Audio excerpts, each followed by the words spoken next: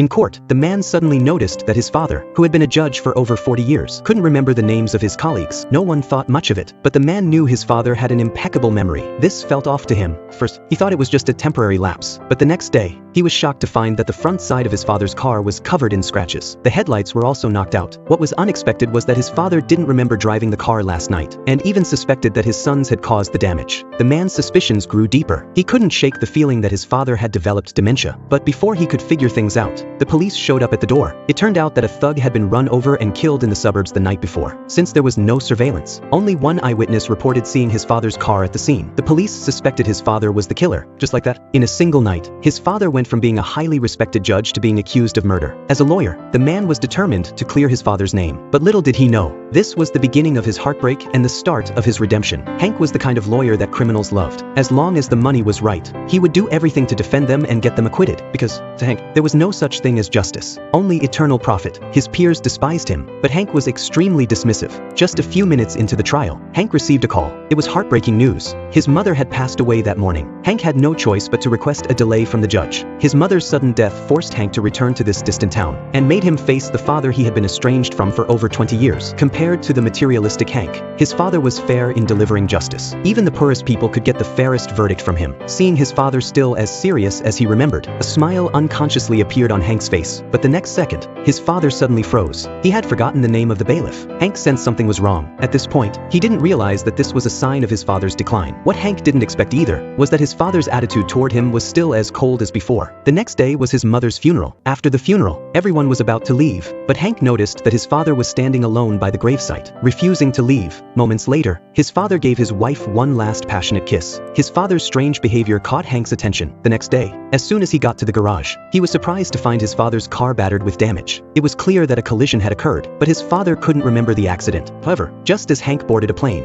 he received a call from his brother. His brother said their father was in the police station. Hank quickly arrived at the police station. Based on the eyewitness report, the police suspected that his father had run over the thug. They had seized his father's car for further investigation, but even then, his father couldn't remember anything. A few days later, the police showed up again. They found blood stains in his father's car, and the blood matched that of the thug. What's more, the thug had a history with his father. Just like that, his father became the prime suspect. The police quickly opened the case, but his father insisted it was just a simple accident, and that Hank didn't need to worry. He had already hired a reliable, honest lawyer, unlike Hank, who was driven by greed. His father's words struck Hank deeply. His eyes began to redden involuntarily. His brother and younger sibling were about to comfort him.